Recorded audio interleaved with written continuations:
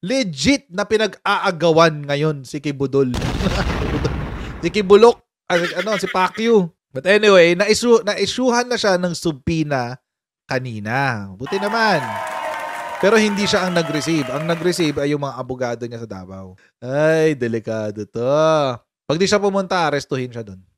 Actually, at ang House of Representatives din, nagsabi, nagbigay na rin sila ng subpoena. Ito muna. Pinag-aagawa na talaga siya ngayon. Unahan na lang talaga kung sino mauuna. Lower house o upper house?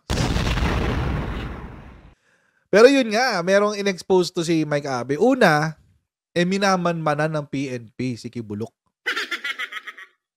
Minamanmanan si Kibulok, guys, sa Davao. Kung may gagawing kabalbalan doon. Kasi nga naman, sinabi niya, ako nang mamumuno sa Pilipinas.